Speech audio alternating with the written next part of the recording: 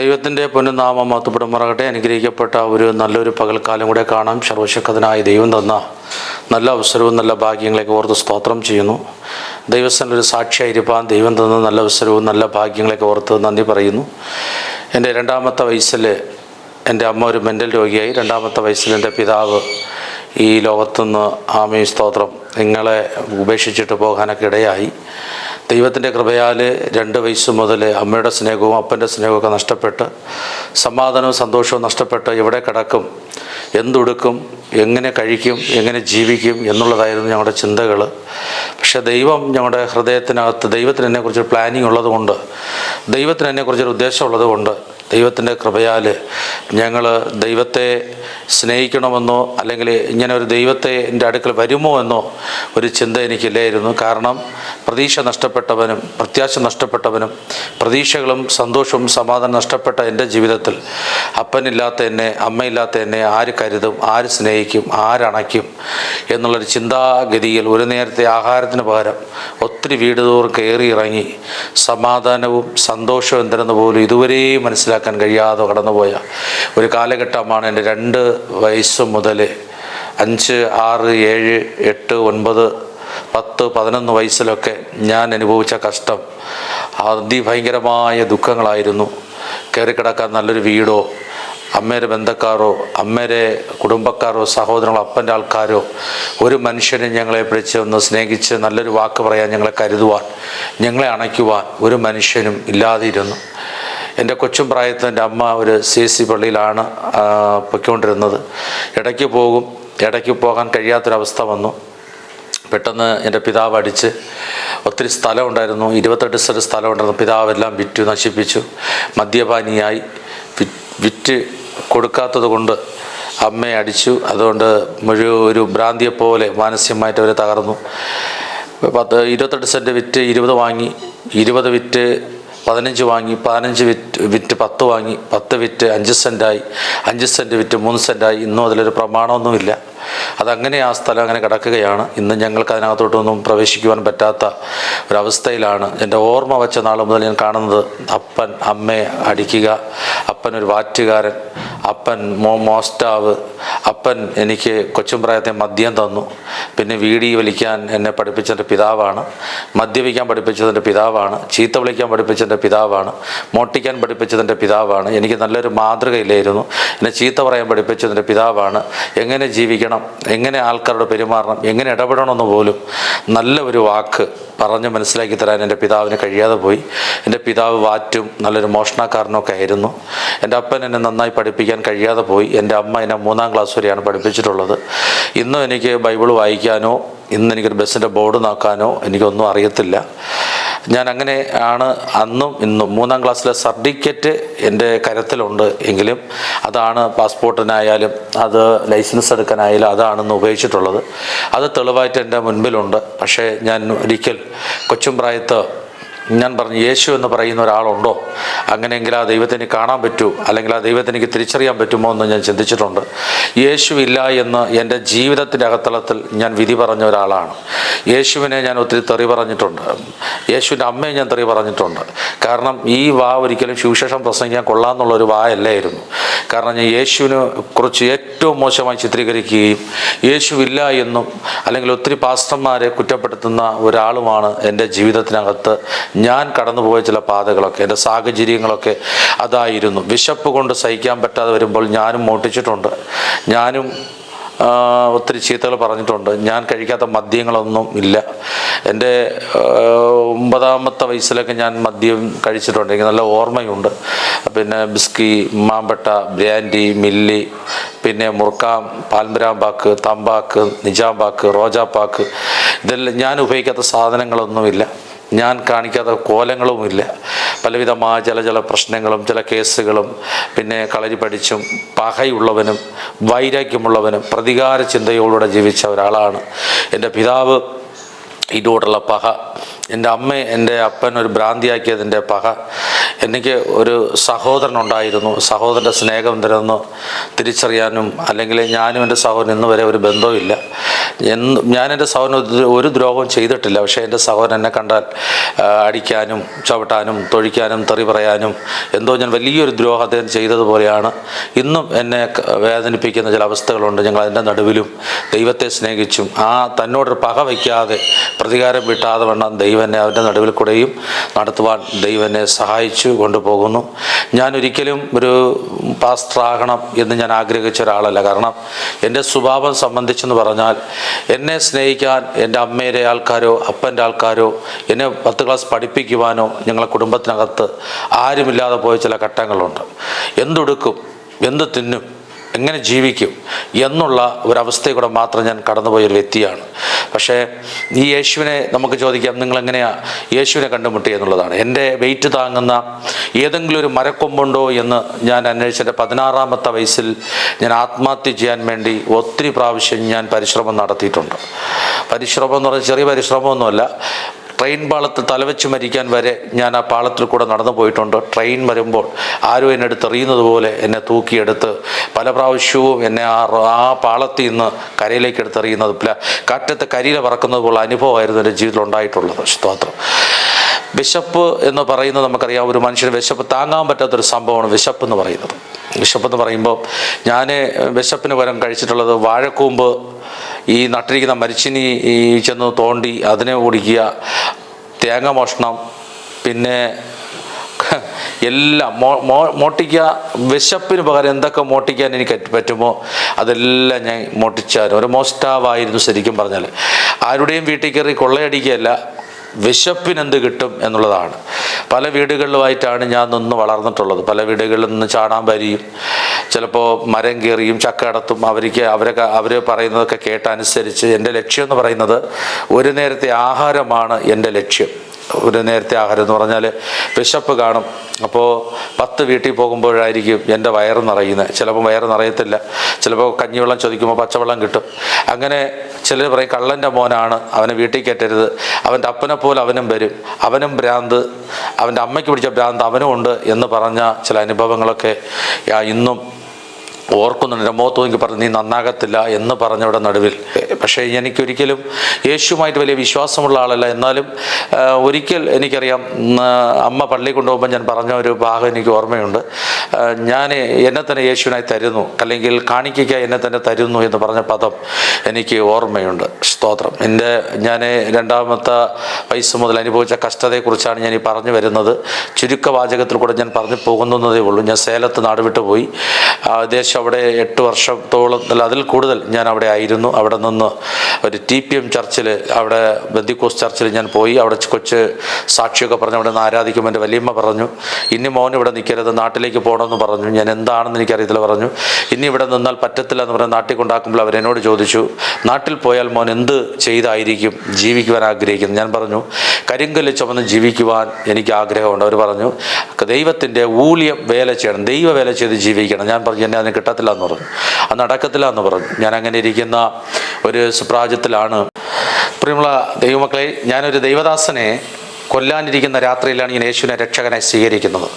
സഹോദരിമാരോട് സുവിശേഷം പറയുന്നത് കൊണ്ട് ഇവനിവിടെ എന്താണ് കാര്യം, ഇവനിവിടെ എന്തൊരു ജോലി, ഞാൻ കുറച്ച് ദിവസം കൊണ്ട് ആരും അറിയാൻ രഹസ്യമായിട്ട് അദ്ദേഹം പിന്തുടരുമായിരുന്നു. അങ്ങനെ അദ്ദേഹം കുറച്ച് സഹോദരിമാരുമായിട്ടിരുന്ന അന്യഭാഷ പറഞ്ഞു പാട്ടുപാടി പ്രാർത്ഥിച്ചുകൊണ്ടിരിക്കുന്ന സമയത്താണ് ഞാൻ അവിടെ ഇങ്ങനെ നോക്കിക്കൊണ്ടിരിക്കുന്ന സമയത്ത് പറഞ്ഞു കണ്ണുകളടയ്ക്കാൻ നമുക്ക് ദൈവത്തോട് പ്രാർത്ഥിക്കാമെന്ന് പറഞ്ഞു. അങ്ങനെ അവർ കണ്ണടച്ച് പ്രാർത്ഥിക്കുമ്പോഴാണ് ആ പ്രാർത്ഥന അടുക്കൽ ഞാൻ ചെന്നിരിക്കുന്നതും അവിടെ ചെന്നിരുന്ന് 2 സെക്കൻഡ് ആകുമ്പോൾ തന്നെ ഞാൻ മറ്റുള്ളവർക്ക് വേണ്ടി ഞാൻ അറിയാതെ പ്രാർത്ഥിക്കുകയായിരുന്നു. ഞാൻ പ്രാർത്ഥന കഴിഞ്ഞിട്ട് മദ്യപിക്കാം, സിഗരറ്റ് വലിക്കാം എന്നുള്ള പ്ലാനിങ്ങിലാണ് വന്നത്. ആ മിസ്റ്റർ ഈ ദേവദാസുള്ള വാശിയും വൈരാഗ്യം കുറച്ച് ദിവസം കൊണ്ട് എൻ്റെ ഉള്ളിലുണ്ടായിരുന്നു. പക്ഷേ ദൈവത്തിൻ്റെ പരിശുദ്ധാത്മാവ് എന്നെ ആ സമയത്ത് തൊട്ടപ്പോൾ ശബലായിരുന്ന എന്നെ ഒരു പൗലോസാക്കി ദൈവം മാറ്റിയെന്ന് ഞാൻ നിങ്ങളെ പറയുകയാണ്. ഞാൻ മറ്റുള്ളവർക്ക് വേണ്ടി പ്രാർത്ഥിക്കുകയായിരുന്നു. മറ്റുള്ളവർക്ക് പ്രാർത്ഥിക്കേണ്ട പദം എനിക്കറിയത്തില്ല. എന്നെ ശപിച്ചവരെയും എനിക്ക് മുറു തന്നവരെയും എനിക്ക് മദ്യം തന്നവരെയും എന്നെ കരയിപ്പിച്ചവരെയും കരയിപ്പിച്ച എല്ലാവരെയും ഞാൻ ഓർത്ത് യേശുപ്പച്ച അവരെ രക്ഷിക്കണം, അവരെ അനുഗ്രഹിക്കണം എന്നൊക്കെ പറഞ്ഞ് ഞാൻ ദൈവത്തോട് പ്രാർത്ഥിക്കുന്ന ഈ സമയത്ത് എനിക്ക് പോലും സഹിക്കാൻ പറ്റാത്ത, എൻ്റെ നെഞ്ചിനകത്ത് താങ്ങാൻ പറ്റാത്ത ഒരു ഹോളി സ്പിരിറ്റ് പരിശുദ്ധാത്മാവിൻ്റെ സാന്നിധ്യം എൻ്റെ അകത്ത് വന്നിട്ട് ഞാൻ thank you Jesus, praise the Lord, glory, amen Jesus, ഈ പദം എന്തെന്ന് പോലും എനിക്ക് അറിഞ്ഞുകൂടാത്ത ഒരാളാണ്. കാരണം 3ാം ക്ലാസ് പഠിച്ചവനും താങ്ക് യു ജീസസും ഗ്ലോറിയും ബൈബിൾ വായിക്കാൻ അറിഞ്ഞുകൂടാത്തവനും ഇത് പറഞ്ഞാൽ അതിനെ തിരുത്താനും തരാനൊന്നും ആരുമില്ല. പക്ഷേ എനിക്ക് അറിയാം എന്തോ ഒരു ശക്തി എൻ്റെ അകത്ത് വന്നു. അപ്പോൾ ആ ശക്തി അകത്ത് വന്നപ്പോൾ ഞാനൊന്ന് വീർത്ത് കുളിച്ചു. പരിശുദ്ധാത്മാവിൻ്റെ മേൽ വന്നതിൻ്റെ അന്ന് രാത്രി മുതൽ നീ കരച്ചിലായിരുന്നു, ഭയങ്കര കരച്ചിലായിരുന്നു. പിന്നെ ഞാൻ മദ്യപിക്കത്തില്ല, ഞാൻ ബീഡി വലിക്കത്തില്ല, ബിസ്കി ഉപയോഗിക്കത്തില്ല, ബ്രാൻഡി ഉപയോഗിക്കത്തില്ല, പിന്നെ മാമ്പട്ടയോ മുറുക്കാൻ ചോപ്പോ ഈ വെറ്റല ഇങ്ങനെയുള്ള കാര്യങ്ങളൊക്കെ പൊട്ടച്ചൊല്ലോ കളിവാക്കുകളോ പറയത്തില്ല. ഞാൻ ചെയ്തു പോയ പാപങ്ങളെക്കുറിച്ചുള്ള കരച്ചിലും സങ്കടവും ദുഃഖവും നിലവിളികളൊക്കെ ആയിരുന്നു എൻ്റെ ഹൃദയത്തിൽ നിന്ന് വന്നത്. അറിയാതെ ഞാൻ ചെയ്തു പോയ പാപങ്ങളെക്കുറിച്ച് എന്നെ ഉണർത്തുമായിരുന്നു. പരിശുദ്ധാത്മാവ് നിങ്ങളിലേക്ക് വരുമ്പോൾ അവൻ പാപത്തെക്കുറിച്ചും നീതിയെക്കുറിച്ചും ന്യായവിധിയെക്കുറിച്ചും ലോകത്തിന് ബോധം വരുത്തുന്നത് പോലെ പരിശുദ്ധാത്മാവ് എനിക്ക് സ്വയബോധം തന്നു എന്ന് പറഞ്ഞാൽ എനിക്ക് ബോധം ദൈവം തന്നു എന്നാണ് പറയാൻ. ആമേ, ലെക്ക് തെറ്റി നടന്ന എനിക്ക്, സഹോദരങ്ങളെ തിരിച്ചറിഞ്ഞുകൂടാത്ത എൻ്റെ ജീവിതം, പകയുള്ള എൻ്റെ ജീവിതത്തിനകത്ത് പരിശുദ്ധാത്മാവ് വന്നപ്പോൾ എൻ്റെ സ്വഭാവത്തിന് ഭയങ്കര മാറ്റങ്ങൾ സംഭവിച്ചു. എൻ്റെ വാക്കുകൾക്ക് മാറ്റം സംഭവിച്ചു, എൻ്റെ ഇടപെടലുകൾക്ക് മാറ്റം സംഭവിച്ചു. ഞാൻ വർഷങ്ങൾ ഉറങ്ങാതെ ജീവിച്ചു. വർഷങ്ങൾ എന്ന് പറഞ്ഞാൽ ഉറക്കം എന്തെന്നല്ല എനിക്കറിയില്ല. കാരണം യേശുവുമായുള്ളൊരു ഈ നടക്കയായിരുന്നു. ഞാൻ 12 മണിക്കൂർ പ്രാർത്ഥിക്കുമായിരുന്നു, 16 മണിക്കൂർ പ്രാർത്ഥിക്കുമായിരുന്നു. കാരണം എനിക്ക് ഉറക്കമില്ലാത്ത ദിവസങ്ങളായിരുന്നു. ഞാൻ ആരെയും പ്രതിഫലം നോക്കാതെ ഞാൻ കർത്താവിൻ്റെ വേലയ്ക്ക് വേണ്ടി ഒരു മനുഷ്യൻ്റെ പ്രതിഫലമൊന്നും വാങ്ങാതെ, ഞാൻ തേങ്ങ വെട്ടുകാരനായിരുന്നു, തേങ്ങ വെട്ടുമായിരുന്നു, കിണർ വെട്ടുമായിരുന്നു, പാറപ്പണി അറിയായിരുന്നു, വാഴക്കൃഷി അറിയാമായിരുന്നു. എൻ്റെ അത്യാവശ്യത്തിന് എൻ്റെ സ്വയരക്ഷയ്ക്ക് വേണ്ടി ഞാൻ കളരി പഠിച്ചിട്ടുണ്ടായിരുന്നു. പക്ഷേ ഞാൻ ഒരു പകയുള്ളവനായിരുന്നു. പക്ഷേ മറ്റുള്ളവരോട് പ്രതികാര ചിന്തകളായിരുന്നു. ആരെങ്കിലുമൊക്കെ കൊന്നിട്ടെങ്കിലും ജയിലിൽ പോകണമെന്നുള്ള പകയുള്ളവനായിരുന്നു. പക്ഷേ ആ സ്ഥാനത്ത് നിന്ന് പരിശുദ്ധാത്മാവ് എൻ്റെ ജീവിതത്തിൽ വന്നപ്പോൾ എനിക്കുണ്ടായ മാറ്റമാണ് എനിക്ക് ഈ ചാനലിനോട് പറയാനുള്ളത്. കാരണം യേശു ഒരുവൻ്റെ ഉള്ളിലേക്ക് വന്നാൽ പഴയ മനുഷ്യൻ പൂർണ്ണമായിട്ടും പോകുമെന്നുള്ളത് ഉറപ്പാണ്. അമിസ്തോരെ സ്നേഹിക്കാൻ എന്നെ ഒരു കാലത്ത് ആരുമില്ലായിരുന്നു. എനിക്ക് അമ്മ എന്ന് എനിക്ക് എൻ്റെ അമ്മയെ ചൂട് കിട്ടി വളർന്നിട്ടില്ല. എനിക്ക് അമ്മ എന്ന് വിളിക്കാൻ കൊതിയുണ്ടെങ്കിലും എൻ്റെ അമ്മ അടുത്തുണ്ടായിട്ടില്ല. എൻ്റെ പപ്പയെ പപ്പ എന്ന് ഞാൻ വിളിച്ച് എനിക്ക് അറിയത്തില്ല, എനിക്ക് ഓർമ്മയില്ല. അമ്മയെ അമ്മ എന്ന് വിളിച്ചിട്ടുണ്ട്, അപ്പനെ അപ്പ എന്ന് വിളിച്ച ഓർമ്മകളൊന്നും എനിക്കില്ല. കാരണം ആ ചൂടും സ്നേഹമൊന്നും കിട്ടാതെ വളർന്നു. പക്ഷേ എന്നെ സ്നേഹിക്കുന്ന ഏതെങ്കിലും ഒരു മനുഷ്യനെ സ്നേഹിക്കുമ്പോൾ ഞാൻ ഓർത്തായിരുന്നു.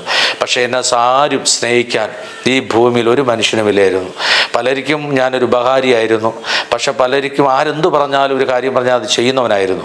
പക്ഷെ എൻ്റെ ജീവിതത്തിൽ ഒറ്റപ്പെട്ടു പോയി എനിക്ക് ഈ യേശു ക്രിസ്തുവിൻ്റെ ഉള്ളിൽ വരുമ്പോൾ ആമിസ്തോരം ഒരു പ്രതീക്ഷയില്ലാത്ത എനിക്ക്, ഒരു പ്രത്യാശയില്ലാത്ത എനിക്ക് എല്ലാം അസ്തമിച്ചു പോയി, ഇവിടെ കൊണ്ട് തീർന്നു പോയി. ഇതുവരെയൊക്കെ ഉള്ളൂ, ഇത്രയൊക്കെ ഉള്ളൂ, ഇനി എന്നെ ആരും സ്നേഹിക്കത്തില്ല, എനിക്കൊരു നല്ലൊരു വിവാഹം ഉണ്ടാകത്തില്ല, എനിക്ക് മക്കളുണ്ടാകത്തില്ല, ഞാനൊരു തീവ്രവാദിയായിരിക്കും, അല്ലെങ്കിൽ ഞാനൊരു ഗുണ്ടാ വ്യക്തിയായിരിക്കും. അങ്ങനെയുള്ളൊരു ജീവിതത്തെ ഞാൻ നയിച്ച് ഞാൻ തുടർമാനം പോകും എന്നുള്ളതായിരുന്നു. പക്ഷേ ആ ദേവദാസൻ്റെ അടുക്കൽ ചെന്നിരിക്കുമ്പോൾ ആ ദേവദാസൻ എനിക്കവിടെ പ്രാർത്ഥിക്കുകയൊന്നും ചെയ്തില്ല. ഞാൻ അവിടെ ഇരിക്കുമ്പോൾ യേശു എന്നെ തൊട്ടത് എനിക്കറിയാം. എൻ്റെ നെഞ്ചിനകത്ത് തൊട്ടു. ആ ദേവദാസൻ്റെ തല കൈവയ്ക്കുകയൊന്നും ചെയ്തില്ല. പരിശുദ്ധാത്മാവിനെ ലൈവായി തൊട്ടു എന്ന് പറയുകയാണ്. ആ തൊട്ട നാൾ മുതൽ പരിശുദ്ധാത്മാവിൻ്റെ ചൂട് എൻ്റെ അകത്ത് വന്നതിന് ശേഷമാണ് ഈ പരിശുദ്ധാത്മാവിൻ്റെ യഥാർത്ഥ ശക്തി വന്നതിന് ശേഷമാണ് സുവിശേഷം എന്തരെന്നും ബൈബിൾ എന്തരെന്നും സത്യദൈവം എന്തരാണെന്നും. ഞാൻ എന്ത് തെറ്റ് ചെയ്താലും പറയും, യേശുവേ എന്നോട് ക്ഷമിക്കണം, ഞാൻ ഈ പള്ളിയിൽ പോകുന്നതിന് മുൻപും ഞാൻ ചെയ്യുന്ന തെറ്റാണെന്ന് എനിക്കറിയാം, ഞാൻ ചെയ്യുന്ന പാപമാണെന്ന് എനിക്കറിയാം, ആ വാക്ക് ഉപയോഗിച്ചുകൂടാന്ന് എനിക്കറിയാം. പക്ഷേ ഞാൻ പിന്നെയും തുറമാൻ ആ വാക്കുകൾ ഉപയോഗിച്ചുകൊണ്ടേ ഇരിക്കുമായിരുന്നു. പക്ഷേ പരിശുദ്ധാത്മാവ് വന്നപ്പോൾ എൻ്റെ സ്ഥിതി മാറി, എൻ്റെ ചിന്ത മാറി, എൻ്റെ നോട്ടം മാറി, എൻ്റെ ലെവൽ മാറി. പക്ഷേ അന്നുണ്ടായതിനേക്കാളും പല ശത്രുത്വം എനിക്ക് പിന്നീട് ഉയർന്നു വന്നു. സ്തോത്രം. എനിക്ക് പരിശുദ്ധാത്മാവിൻ്റെ മേൽ വന്നപ്പോൾ എല്ലാവരും പറഞ്ഞു, വെളിച്ചപ്പാട് വന്നു, വെളിച്ചദൂതൻ വന്നു, അവൻ മന്ത്രവാദിയാണ്, അവന് ബാധ കൂടി കിടക്കുന്നു, പിശാച് കൂടി കിടക്കുന്നു, ആരും അവനെ വീട്ടിൽ കയറ്റരുതെന്നൊക്കെ പറഞ്ഞ് പലരും എനിക്ക് വിരോധമായി മാറിയ ഒത്തിരി സമയഘട്ടങ്ങളുണ്ട്.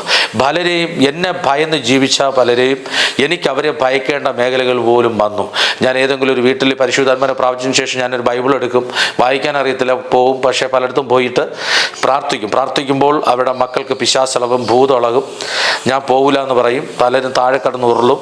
ആമിസ്ത്രീ ഇങ്ങനെയുള്ള അനുഭവങ്ങളായിരുന്നു. അങ്ങനെ പരിശുദ്ധാത്മാവ് വന്നപ്പോൾ ഒത്തിരി പേർക്ക് രോഗസൗഖ്യം നടക്കുന്നു. എന്നെ കാണുമ്പോൾ തന്നെ ആൾക്കാർ അവർ പറയുന്നത്, ഞാൻ പോകില്ല, ഞാൻ വിട്ടുപോകില്ല, അവളെ കൊണ്ടേ പോകുള്ളൂ എന്ന് പറഞ്ഞ പിശാചിൻ്റെ പ്രവൃത്തിയെ തിരിച്ചറിയാനും അതിനെ ശാസിക്കാനും അനേകം പേരെ യേശുക്രിസ്തുവിലെ രക്ഷകനായിട്ട് തന്നെ സ്വീകരിച്ച് അവരെ ജലത്തിൽ സ്നാനപ്പെടുത്തുവാനും ദൈവം ഒത്തിരി സന്ദർഭങ്ങൾ ദൈവം ഒന്നും രണ്ടൊന്നുമല്ല, ഞാൻ സ്നാനപ്പെടുത്തി ആയിരക്കണക്കിന് വിധത്തിലെ രക്ഷയിലേക്ക് നയിക്കാൻ ദൈവം എന്നെ സഹായിച്ചു. ഒത്തിരി സുവിശേഷ വേലക്കാരെ സപ്പോർട്ട് ചെയ്യാനും ഒത്തിരി സുവിശേഷ വേലക്കാരെ ക്രിസ്തുവിനെ ഞാൻ ധരിച്ചറിഞ്ഞു കഴിഞ്ഞപ്പോൾ ഒത്തിരി ദൈവദാസന്മാരെ 150-150 ദൈവദാസന്മാരെ ക്രിസ്തുവിലേക്ക് അടുപ്പിക്കുവാനും അവരെ കൈത്താങ്ങുവാനും സുഹൂഷയിൽ പ്രാർത്ഥിച്ച് പലരെ അനുഗ്രഹിക്കാനും പ്രതിഷ്ഠിക്കാനും ഒക്കെ ദൈവത്തിൻ്റെ പരിശുദ്ധാത്മാവ് എന്നെ സഹായിച്ചു. ദൈവം ഒരു കൂട്ടായ്മ തന്നു. അനുഗ്രഹിക്കപ്പെട്ട, എനിക്കൊരു കല്യാണം നടക്കില്ല എന്ന് പറഞ്ഞു, അനുഗ്രഹിക്കപ്പെട്ട ഭാര്യയെ തന്നു, 2 മക്കളെ തന്നു. കഷ്ടതയുടെ നടുവിൽ നിന്നും ശോധനയുടെ നടുവിൽ നിന്നൊക്കെ ദൈവൻ്റെ പ്രതീക്ഷകൾക്കും പ്രത്യാശകൾക്കും ചിന്തയ്ക്കും അപ്പുറമായി 1 സെൻറ്റ് ഭൂമി പോലും ഇല്ലാതിരുന്ന എൻ്റെ ജീവിതത്തിൽ യേശു വന്നപ്പോൾ നല്ല വീട് തന്നു. ആമി സ്തോത്രം. ദൈവം എല്ലാ ഭാഗ്യങ്ങളും തന്നു. ആമി മലടൻ എന്ന് പറഞ്ഞ സ്ഥാനത്ത് എല്ലാവരും പറഞ്ഞു എനിക്ക് മക്കൾ കിട്ടത്തില്ല എന്ന് പറഞ്ഞു. പക്ഷേ ഞാൻ എല്ലാ ദിവസവും എൻ്റെ ഭാര്യയുടെ വയറ്റിൽ കൈവച്ച് പ്രാർത്ഥിക്കുമായിരുന്നു. പക്ഷേ ഞങ്ങളെ പ്രാർത്ഥന ദൈവം കേട്ടു. 2 ആ മക്കളെ യേശു കർത്താവ് തന്നു. സ്തോത്രം. കർത്താവിൻ്റെ വേലയ്ക്ക് വേണ്ടി 2 മക്കളെ വളർത്തണമെന്നുള്ള പ്രതീക്ഷയോടുകൂടെ ദൈവത്തിന് ഞാൻ പ്രാർത്ഥിച്ചു വാങ്ങി. ഞാൻ കള്ളനെന്ന് പറഞ്ഞു, പിടിച്ചുപറിക്കാരെന്ന് പറഞ്ഞു, പലരും പറഞ്ഞു അവൻ ജീവിക്കാൻ നടക്കുന്നതാണ്, വ്യഭിചാരിയാണ്, കള്ളനാണ്, അവൻ മോഷ്ടാവാണ്, അവൻ മന്ത്രവാദിയാണ്, അവൻ ഭൂതം പിടിച്ചവനാണ്, അവൻ ആര് വീട്ടിൽ കയറ്റരുതെന്നൊക്കെ പലരും പലവിധമായ രീതിയിൽ പറയുമ്പോഴും ദൈവത്തിൻ്റെ പരിശുദ്ധാത്മാവ് എന്നെ ചേർത്ത് പിടിക്കുകയായിരുന്നു. ഓരോ മണിക്കൂറുകളും ഓരോ നിമിഷങ്ങളും ദൈവം എന്നെ ചേർത്ത് പിടിക്കുകയായിരുന്നു. കാരണം എൻ്റെ അപ്പൻ്റെ സ്നേഹം കിട്ടാത്തടത്ത് യേശു വന്ന് എന്നെ മോനെ എന്ന് വിളിച്ചിട്ടുണ്ട്, മക്കളെ എന്ന് വിളിച്ചിട്ടുണ്ട്, യേശുവിൻ്റെ തലയിൽ നിന്ന് കൈവച്ചിട്ടുണ്ട്, എന്നെ കെട്ടിപ്പിടിച്ചിട്ടുണ്ട്, യേശുവിൻ്റെ കിടക്കയിൽ വന്നിട്ടുണ്ട്, യേശു എന്നെ സ്നേഹിക്കുന്നു എന്ന് എപ്പോഴും പറയാറുണ്ട്. ഈ സുവിശേഷ വേലയിൽ തന്നെ ഏകദേശം 10, 25, 50, 100-ലധികം ആൾക്കാരെ ഉയർപ്പിക്കാനുള്ള ഭാഗ്യം ദൈവം തന്നിട്ടുണ്ട്. ഒരു ദൈവദാസനും ചെയ്യാത്ത ശുശ്രൂഷകൾ ചെയ്യാൻ, മെൻ്റൽ രോഗികൾ, മുടന്തർ, വാർദ്ധക്യത്തിലിരുന്ന കൂനിയായവരെ നിവർത്തിച്ച് നടത്താൻ, ആമി ഒത്തിരി മിനിസ്റ്റർ ചെയ്യാൻ പരിശുദ്ധ രോഗശാന്തി, ഭൂതശാന്തി, പ്രവചന ശുശ്രൂഷ, വെളിപ്പാടുകൾ, ആത്മവേശത മിനിസ്ട്രികൾ, അധികാരത്തിൻ്റെ മിനിസ്ട്രികൾ എല്ലാം പരിശുദ്ധാത്മാവ് എൻ്റെ ജീവിതത്തിൽ ഞാൻ ചോദിക്കാത്ത ശുശ്രൂഷ പോലും ഇപ്പോൾ ഈ നാളുകൾ ദൈവം ചെയ്യുന്ന ഒരു കാര്യമാണ്. പേര് പറഞ്ഞു പ്രവചിക്കുന്ന ശുശ്രൂഷ പോലും ദൈവാത്മാവ് എനിക്ക് നൽകിക്കൊണ്ടിരിക്കുന്നു. അതിപ്പോഴും ഞാൻ ചെയ്തു വരികയാണ്. ദൈവത്തിൻ്റെ പരിശുദ്ധാത്മാവ് ഇത്രയധികമായി എന്നെ സ്നേഹിക്കുമോ എന്ന് ചോദിച്ചാൽ ഞാൻ പറയട്ടെ, വാസ്തവമായി യേശു ജീവിക്കുന്ന ഒരാളാണ്. എൻ്റെ അമ്മ എനിക്ക് ഓർമ്മയുണ്ട്, ഞാൻ കഴിഞ്ഞ ദിവസം ബേക്കറി ജംഗ്ഷനിലാണ് ഞാൻ പ്രസംഗിച്ചത്. ഞാൻ ആ ബേക്കറി ജംഗ്ഷനിൽ കൂടെ എൻ്റെ അമ്മ ഒരു മുഴുഭ്രാന്തിയായിട്ട് തോളിൽ ഒരു ചീലയും ചുറ്റി ബ്ലൗസ് ഇല്ലാതെ പൂജപ്പുര നൃത്താലയം ആശുപത്രിയുടെ ഭാഗത്ത് പ്രസവ വാർഡിൽ കയറിയിട്ട് എനിക്ക് അവരെ നിന്ന് പിടിച്ച് മേടിച്ച് ആഹാരമൊക്കെ അവർക്കുള്ള ഭക്ഷണങ്ങൾ എനിക്ക് എൻ്റെ അമ്മ തന്നിട്ടുണ്ട്. പലരും അമ്മ അടിക്കാൻ ഓടിച്ചിട്ടുണ്ട്, ചൂടുവെള്ളത്തിൻ്റെ അമ്മയുടെ മൂത്രം ഒഴിച്ചിട്ടുണ്ട്, പലരെ പൈസ പിടിച്ചു വാങ്ങിച്ചുകൊണ്ട് പോയിട്ടുണ്ട്. പക്ഷേ എനിക്ക് ആഹാരത്തിന് വേണ്ടിയായിരുന്നു. പല ക്ഷേത്രങ്ങളും കയറി എൻ്റെ അമ്മ ഫോട്ടോ അടിച്ച് പൊട്ടിക്കുമായിരുന്നു, ഞാനും കൂടെ കാണുമായിരുന്നു. എൻ്റെ 27 വയസ്സ് വരെ എൻ്റെ അമ്മയ്ക്ക് മെൻ്റലായിരുന്നു. പക്ഷേ എൻ്റെ 27ാമത്തെ വയസ്സ് കഴിയുമ്പോൾ ഞാൻ ദൈവത്തോട് പ്രാർത്ഥിച്ചു, എൻ്റെ അമ്മയെ തരുന്നെങ്കിൽ നേരെ തരണേന്ന്. ഞാനും എൻ്റെ ഭാര്യയും പ്രാർത്ഥിച്ചു, എൻ്റെ അമ്മയുടെ മെൻ്റൽ മാറി. കഴിഞ്ഞ വർഷം എൻ്റെ അമ്മ സ്നാനപ്പെട്ടു, യേശുവിനോടുകൂടെ ചേർന്നു. എൻ്റെ 2 മക്കൾ യേശുവിനോടുകൂടെ ചേർന്നു, അവർ സ്നാനമേറ്റു. പ്രിയമുള്ള ദൈവമക്കളെ, എന്താണ് സമാധാനം, സന്തോഷം എന്നൊക്കെ ചോദിച്ചു കഴിഞ്ഞാൽ, സമാധാനം ഇല്ലാത്ത ഒരാളെന്ന് പറഞ്ഞ് ജീവിച്ചൊരു വ്യക്തിയാണ് ഞാനെന്ന് പറയുന്നത്. ഹൃദയത്തിലെപ്പോഴും വേദനകൾ കൊണ്ട് കാട്ടിൽ ഞാൻ ഉറങ്ങിയിട്ടുണ്ട്, കടവരാന്തിയിൽ ഉറങ്ങിയിട്ടുണ്ട്, പാറസ്ഥലത്ത് ഉറങ്ങിയിട്ടുണ്ട്, മഴ നനഞ്ഞുകൊണ്ട് ഉറങ്ങിയിട്ടുണ്ട്, ഒരു ഭ്രാന്തനെ പോലെ റോട്ടയിൽ നടന്നിട്ടുണ്ട്, ഒരു ഉടുപ്പ് മാത്രം ഇട്ടുകൊണ്ട് ജീവിച്ചൊരു കാലമുണ്ട്, ആരെങ്കിലും തരുന്ന വസ്ത്രങ്ങളിട്ട് ജീവിച്ചിട്ടുണ്ട്, ആരുടെയെങ്കിലും വണ്ടികൾ കഴുകിയും ആരുടെയെങ്കിലുമൊക്കെ വീട്ടിൻ്റെ വടക്കുവശത്തിരുന്നും അവർ തരുന്ന ആഹാരവും കഴിച്ച് അവർ തരുന്ന ഡ്രസ്സ് വിട്ട് നടന്നൊരു കാലമുണ്ട്. പ്രിയമുള്ള ദൈവമക്കളെ, എൻ്റെ അലമാര തുറന്ന് നോക്കിയാൽ എനിക്ക് ഇഷ്ടംപോലെ ഉടുപ്പും ഇഷ്ടംപോലെ പാൻറ്റും നല്ല വണ്ടിയിലൊക്കെ പോകാനുള്ള ഭാഗ്യം യേശു തന്നതാണ്. ഹല്ലേലൂയ. ദൈവനെ ഒത്തിരി സ്നേഹിക്കുന്നു എന്ന് ഞാൻ നിങ്ങളോട് പറയുകയാണ്. ഞാൻ നിങ്ങളോട് പറയട്ടെ, നിങ്ങളുടെ ജീവിതത്തിൽ നിങ്ങളെ അപ്പൻ്റെ സ്നേഹം നിങ്ങൾ നഷ്ടപ്പെട്ടിട്ടുണ്ടോ? അമ്മയുടെ സ്നേഹം നഷ്ടപ്പെട്ടിട്ടുണ്ടോ? ഭാര്യയുടെ സ്നേഹം നിങ്ങൾക്ക് നഷ്ടപ്പെട്ടിട്ടുണ്ടോ? നഷ്ടപ്പെട്ടിട്ടുണ്ടോ? ഭർത്താവിൻ്റെ സ്നേഹം നഷ്ടപ്പെട്ടിട്ടുണ്ടോ? നിങ്ങളൊരു മദ്യത്തിന് അടിമയാണോ? നിങ്ങളൊരു മയക്കുമരുന്നിന് അടിമയാണോ? നിങ്ങളൊരു കഞ്ചാവിന് അടിമയാണോ? അല്ല, നിങ്ങൾക്ക് മരിക്കണം, നിങ്ങൾക്ക് സ്വസ്ഥതയില്ല, എനിക്കിനി ജീവിക്കേണ്ട, ആരും എന്നെ സ്നേഹിക്കാനില്ല എന്ന് നിങ്ങൾക്ക് തോന്നുന്നെങ്കിൽ ഞാൻ നിങ്ങളോട് പറയട്ടെ, നിങ്ങളെ യേശു സ്നേഹിക്കുകയാണ്. നിങ്ങൾക്ക് യേശുവിൻ്റെ അടുക്കൽ വരാം. എത്ര വലിയ കടഭാരം നിങ്ങൾക്കുണ്ടെങ്കിലും, എത്ര നെരുക്കം നിങ്ങൾക്കുണ്ടെങ്കിലും, ലോകത്തിൽ ആരൊക്കെ നിങ്ങൾക്ക് എതിരായി മാറിയാലും, ഒരുപക്ഷെ അമ്മ എതിരാകാം, അപ്പനെതിരാകാം, അടുത്ത് കിടന്ന ഭർത്താവ് എതിരാകാം, ഭാര്യ എതിരാകാം, മക്കൾ നിങ്ങളെ അംഗീകരിച്ചില്ല എന്ന് വരാം. ഈ ലോകത്തിൽ നിങ്ങളെ ആരും അംഗീകരിച്ചില്ലെങ്കിലും ഞാൻ പ്രിയമുള്ള ദൈവമക്കളോട് ഞാൻ പറയട്ടെ, ഈ ശബ്ദം കേൾക്കുന്ന ദൈവമക്കളോട് ഞാൻ പറയാം, ഒരു നേരത്തെ ആഹാരത്തിന് വരെ എൻ്റെ 13-ാമത്തെ വയസ്സിൽ ഞാൻ കല്ലുവാരി വാ നിറയെ ഭക്ഷിച്ച ഒരു മനുഷ്യനാണ്. സ്തോത്രം. ഒരു നേരത്തെ ആഹാരത്തിന് ചെന്നപ്പോൾ എനിക്ക് ആഹാരം തരാതെ എനിക്ക് അടിയും ഇടിയും തന്ന് അവിടുന്ന് ഓടി രക്ഷപ്പെട്ട് എൻ്റെ ദാഹം തീർക്കാൻ, എൻ്റെ വിശപ്പ് മാറാൻ വേണ്ടി തേക്കല കൂട്ടി ഞാൻ സ്വന്തം മൂത്രം കുടിച്ചത് അനേക ദിവസങ്ങളുണ്ടായിരുന്നു. അന്ന് ഞാൻ ചിന്തിച്ചു, എൻ്റെ അവസ്ഥ എങ്ങനെ മാറും? ഇനി ഞാൻ എനിക്ക് ജീവിക്കാൻ, മുമ്പോട്ട് പോകാൻ പറ്റത്തില്ല, എൻ്റെ ജീവിതം തീർന്നു, എൻ്റെ ലൈഫ് തീർന്നു, ഇനി എനിക്ക് പറ്റത്തില്ല എന്ന്. ഞാൻ പറയട്ടെ, എൻ്റെ ബൈബിൾ കോളേജ് എന്ന് പറയുന്നത്, നിങ്ങൾ ചിന്തിക്കാം എനിക്ക് വിദ്യാഭ്യാസമില്ലല്ലോ, ഞാൻ എങ്ങനെ യേശുവിനെ പ്രസംഗിക്കുന്നു? പ്രിയമുള്ളവരെ, എനിക്ക് വിദ്യാഭ്യാസമില്ല, പക്ഷേ ദൈവത്തിൻ്റെ പരിശുദ്ധാത്മാവ് എനിക്ക് ആത്മാവിൽ എന്നോട് സംസാരിക്കും. എനിക്ക് സ്ക്രീനിൽ കാണുന്നത് പോലെ ഒരു വ്യക്തിക്ക് വേണ്ടി ഞാൻ പ്രാർത്ഥിക്കുമ്പോൾ അതെന്നെ ദൈവം കാണിക്കും, ലൈവായി എന്നെ കാണിക്കും. ഇന്നതാണ്, ഇന്ന മാസം ഇത്രാം തീയതി ഇന്നത് സംഭവിക്കും, ഇന്ന വ്യക്തിക്ക് ഇന്ന കാര്യം നടക്കാൻ പോകുന്നുണ്ട്, ഇന്ന കാര്യങ്ങൾ വീട്ടിലുണ്ട് എന്ന് ദൈവം എന്നെ സ്ക്രീനിൽ കാണിക്കുന്നത് പോലെ കാണിക്കുമായിരുന്നു. ഞാൻ ഒരിക്കൽ യേശുവിനോട് പ്രാർത്ഥിച്ചു, യേശുവെ, അങ്ങേ കാണാൻ എനിക്ക് ഭയങ്കര ഇഷ്ടമാണ്, ബൈബിൾ വായിക്കാത്ത ഒരാളാണ്. യേശു എന്നോട് ഇങ്ങനെ പറഞ്ഞു, എന്നെ കണ്ട് വിശ്വസിക്കുന്നതിനേക്കാൾ കാണാതെ വിശ്വസിക്കുന്ന മനുഷ്യൻ നീ ഭാഗ്യവാനാണ്. എന്നെ കണ്ടവൻ പത്രോസ് പോലും എന്നെ അറിയുന്നില്ല തള്ളി പറഞ്ഞു പോകുമ്പോൾ, നീയോ എന്നെ കാണാതെ വിശ്വസിക്കുക, പക്ഷെ ഞാൻ നിൻ്റെ അരികിലേക്ക് നീ വിളിക്കുമ്പോഴൊക്കെ ഞാൻ ഇറങ്ങി വരാറുണ്ട്, ഞാൻ നിന്നോട് സംസാരിക്കാറുണ്ട്, ഇടപെടാറുണ്ട്. ഞാൻ പ്രിയമുള്ള ദൈവമക്കളെ, ഞാൻ ഇന്ന് കാണാത്ത അത്ഭുതങ്ങൾ വളരെ ചുരുക്കമാണ്. എൻ്റെ ശുശ്രൂഷയിൽ ഇങ്ങനെയൊക്കെ ഒരു അത്ഭുതം നടക്കുമോ? ഇങ്ങനെയൊക്കെ രോഗികൾ സൗഖ്യമാകുമോ? എനിക്കെതിരെ ഒത്തിരി മന്ത്രവാദികൾ മന്ത്രവാദം ചെയ്തിട്ടുണ്ട്. ഒരു മന്ത്രവാദിയൊന്നുമല്ല, ഇഷ്ടം പോലെ. എന്നെ കേൾക്കുന്ന ദൈവത്തിൻ്റെ മക്കളോട് ഞാൻ പരിശുദ്ധാത്മൻ്റെ നിറവിൽ നിങ്ങളോട് പറയട്ടെ, നിങ്ങൾ ഏത് അവസ്ഥയിലാണ് കുടുങ്ങിക്കിടക്കുന്നത്? പാപത്തിലാണോ? വ്യഭിചാരത്തിലാണോ? മദ്യത്തിലാണോ? നിങ്ങൾ ഏത് സ്വഭാവത്തിൽപ്പെട്ടവരാണ്? നിങ്ങൾക്ക് യേശുവിൻ്റെ അടുക്കൽ വരാം. നിങ്ങളുടെ വേദനകൾ യേശുവിനോട് നിങ്ങൾക്ക് തുറന്നു പറയാം. നിങ്ങളുടെ വസ്തു നിങ്ങൾക്ക് നഷ്ടപ്പെട്ടു എന്നുള്ള ഭയമായിരിക്കാം, വീട് ജപ്തി പോയി ചെയ്തു പോകുന്നുള്ളതായിരിക്കാം, ഈ ലോകത്ത് എന്തൊക്കെ ഈ സുരേന്ദ്രൻ പാസ് നഷ്ടപ്പെട്ടു പോയാലും ഞാൻ നിങ്ങളോടൊരു കാര്യം പറയട്ടെ, യേശു ജീവിക്കുകയാണ്. യേശു ജീവിക്കുകയാണ്. ഇതെല്ലാം ഇവിടെ വിട്ടുപോയി നമ്മൾ പറന്നു പോകാനുള്ളവരാണ്. ഡാനിയേലിനോട് ദൈവം ഒരിക്കൽ പറഞ്ഞു, ഡാനിയേലെ, നീ പോയി വിശ്രമിച്ചു കൊള്ളുക, നിന്റെ ഓഹരി പ്രാപിക്കാൻ സമയത്ത് നീ എഴുന്നേറ്റ് വരിക. ഒരുവൻ ചെയ്യുന്നത്, ശരീരത്തിൽ ചെയ്യുന്നത്, ജീവിച്ചിരിക്കുമ്പോൾ ചെയ്യുന്നത്, അവൻ നല്ലതാകിലും തീയതാകിലും അവനവന് തക്ക പ്രതിഫലം കൊടുക്കുവാൻ ഒരു ദൈവമുണ്ട്. പ്രിയമുള്ള ദൈവമക്കളെ, നമുക്കാവശ്യം ഈ ദിവസം വിശുദ്ധിയാണ്, നമുക്കാവശ്യം വേർപാടാണ്, നമുക്കാവശ്യം യേശുവിൻ്റെ വരവിനായി ഒരു കാത്തിരിപ്പാണ്. നമ്മൾ ഈ ദിവസം പ്രസംഗിക്കാനുള്ളതും നിത്യതയുടെ വെളിപ്പാടിനെ കുറിച്ചാണ്. നമ്മൾ ഈ ലോകത്തെല്ലാം നേടുമ്പോൾ ഒരുപക്ഷെ എല്ലാ സൗഭാഗ്യം വരുമ്പോൾ നമുക്ക് നിത്യത നഷ്ടപ്പെട്ടു പോകും. പക്ഷേ ഈ ലോകത്തിൽ സ്തോത്രം എല്ലാം നേടിയെടുത്തിട്ട് ദൈവത്തെ ആരാധിക്കാമെന്നും പറഞ്ഞുകൊണ്ടും ആരും ഇരിക്കരുത്. എവിടെയെങ്കിലും പരാജയപ്പെട്ടു പോയി എന്ന് തോന്നുന്നുവെങ്കിൽ നമുക്ക് മടങ്ങി വരാം. ഒരുപക്ഷെ നിങ്ങൾ സ്നാനപ്പെട്ടിട്ട് നിങ്ങൾ പിന്മാറിയിരിക്കുന്ന ഒരു വ്യക്തിയാണോ? ഒരുപക്ഷെ നിങ്ങൾ യേശുവിൻ്റെ അടുക്കൽ വന്ന് ദൈവം ഇല്ല എന്ന് പറയുന്ന ഒരാളാണോ? ഞാൻ പറയട്ടെ, നിശ്ചയമായൊരു സ്വർഗ്ഗമുണ്ട്, നിശ്ചയമായി നമുക്കൊരു ന്യായവിധിയുണ്ട്, യേശുവിനൊരു മടങ്ങി വരവുണ്ട്. ഈ മടങ്ങി വരവിൽ ഈ കാഹള ശബ്ദം കേൾക്കുമ്പോൾ നമുക്ക് യേശുവിനോട് പറ്റിച്ചേരണമെങ്കിൽ ഈ സുരേന്ദ്രൻ എന്ന് പറയുന്ന വ്യക്തിയുടെ ജീവിതത്തെ ദൈവം മാറ്റിമറിച്ചു. എവിടേക്കാ? ട്രെയിൻ പാളത്തിൽ മലയുടെ മേഖലയിൽ നിന്ന് ചാടിച്ചാകാൻ വേണ്ടി ശ്രമിച്ച ഒത്തിരി ഘട്ടങ്ങൾ, കടന്നുപോയ വേദനകളെല്ലാം വലുതാണ്. ചെറിയ വേദനകളൊന്നും അല്ല. സാധാരണ ഒരു വ്യക്തി അനുഭവിക്കുന്നതിനേക്കാൾ ഒത്തിരി വേദന കൂടെ കടന്നു പോകാൻ പലപ്പോഴും ദൈവനെ കടത്തി വിട്ടതാണ് ദൈവം. എന്നാൽ ആ കടന്നു പോകുമ്പോഴത്തെ ആ വേദനകളൊക്കെ എൻ്റെ ജീവിതത്തിൽ വരുമ്പോൾ ഓർക്കാം, ഇന്ന് ഞാൻ കടന്നുപോയ ആ വേദനയെല്ലാം ഇന്ന് മറ്റുള്ളവരുടെ ജീവിതത്തെ പറഞ്ഞുപദേശിക്കുവാനും പ്രാർത്ഥിക്കുവാനും അവരെ നന്നാക്കുവാനും ഒക്കെ ദൈവം എന്നെ സഹായിച്ചിട്ടുണ്ട്. പ്രിയമുള്ളവരെ, നമ്മളെ കൈത്താങ്ങാനുള്ളവർ പോലും നമുക്ക് മുറിവുകൾ തന്നിരിക്കാം, നമ്മളെ വേദനിപ്പിച്ചെന്നിരിക്കാം. നമ്മളെ കൈത്താങ്ങാനുള്ളവർ, നമ്മളെ ആശ്വസിപ്പിക്കാനുള്ളവർ, നമ്മളെ സന്തോഷിപ്പിക്കാനുള്ളവർ, നമ്മളെ സ്നേഹിക്കാനുള്ളവർ ഒക്കെ നമ്മളെ പുരോഹിതന്മാർ പോലും നമ്മളെ മറന്നു പോകാം. ചില ദൈവദാസന്മാർ പോലും നമ്മളെ കൈവിട്ടു പോകാം. നമ്മളോടൊപ്പം ഉണ്ടായിരുന്നവർ, നമ്മുടെ കൂടെ അപ്പം ഭക്ഷിച്ചവർ, നമ്മളെ കൂടെ കൈയടിച്ച് ആരാധിച്ചവർ, അവരൊക്കെ നമ്മളെ മറന്നു പോകാം. നിന്നെ മറന്നു പോകാത്തൊരു യേശുവുണ്ട്. നീ എന്ത് ചെയ്തിട്ടുണ്ടെങ്കിലും അത് ദൈവരാജ്യത്തിന് വേണ്ടിയാണെങ്കിൽ, ദൈവനാം മഹത്വപ്പെടണം എന്നുള്ളതായ രീതിയിൽ നീ കർത്താവിന് വേണ്ടി എന്തെങ്കിലും നീ ചെയ്തിട്ടുണ്ടെങ്കിൽ, കർത്താവിന് വേണ്ടി നീ എന്തെങ്കിലും 1 രൂപ കൊടുത്തിട്ടുണ്ടെങ്കിൽ, നീ 50 ലക്ഷം കൊടുത്തിട്ടുണ്ടെങ്കിൽ, 10 ലക്ഷം രൂപ നീ കൊടുത്തിട്ടുണ്ടെങ്കിൽ, കർത്താവിൻ്റെ ഞാൻ കൊടുത്തു എന്നുള്ള കണക്ക് പറയാതെ നിങ്ങൾ യേശുവിൻ്റെ രാജ്യം വളരാൻ വേണ്ടി, സുവിശേഷ സുവിശേഷം വളരണമെന്ന് പറഞ്ഞുകൊണ്ട് ഒരു ദൈവദാസൻ്റെ പട്ടിണി മാറ്റിയതുകൊണ്ടോ ഒരു ദൈവദാസൻ്റെ കടഭാരം മാറ്റിയതുകൊണ്ടോ ഒരു അനാഥകൾക്കോ ആമിസ്തോത്രം വിധവകൾക്കോ നിങ്ങൾ ന്യായം പാലിച്ചു കൊടുത്തിട്ടുണ്ടെങ്കിൽ ഇതിനെ മറന്നു കളയാൻ തക്കവണ്ണം അനീതിയുള്ള ദൈവമല്ല. പ്രിയമുള്ള ദൈവമക്കളെ, ദൈവം കടക്കാരനല്ല.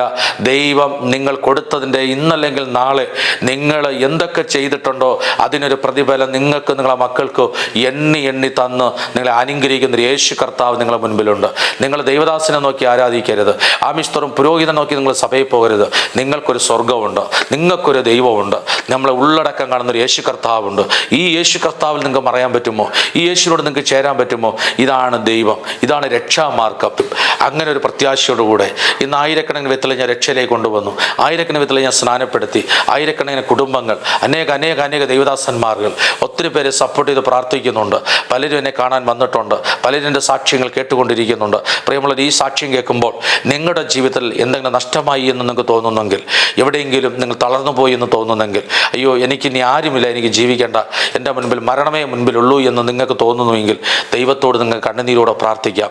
നിങ്ങൾ ഏതെങ്കിലും വിഷയത്തിൽ, നിങ്ങളുടെ മകളുടെ വിവാഹമായിരിക്കാം, നിങ്ങളുടെ മോൻ്റെ ഭാവിയായിരിക്കാം, നഷ്ടപ്പെട്ടു പോയ ഭർത്താവിൻ്റെ സ്നേഹമായിരിക്കാം, അല്ലെങ്കിൽ ഭർത്താവ് ഭാര്യയുടെ സ്നേഹമായിരിക്കാം, കുടുംബത്തിനകത്ത് അടിയും വഴക്കുമായിരിക്കാം, ഭിന്നതയായിരിക്കാം, അല്ല വീട് സ്ഥലം വിറ്റുപോകണം, സ്വസ്ഥതയില്ല, മന്ത്രവാദിയെ കൊണ്ട് എനിക്ക് നിവർത്തിയില്ല എന്ന് പറഞ്ഞ് ആരെങ്കിലും ആത്മഹത്യക്ക് വേണ്ടി നിങ്ങൾ ശ്രമിക്കുന്നവരാണെങ്കിൽ, എല്ലാ വഴികളും അടഞ്ഞു പോയെങ്കിൽ, മക്കൾ വിദേശത്തായിരിക്കാം, പല രാജ്യത്തായിരിക്കാം, ഒരു പഠനമില്ല, അവർക്ക് മുന്നോട്ട് പോകാൻ കഴിയത്തില്ലെങ്കിൽ ഞാൻ പറയാം, യേശു ജീവിക്കുന്നു. എന്നെ മാനിച്ച ദൈവം നിങ്ങളെയും മാനിക്കും.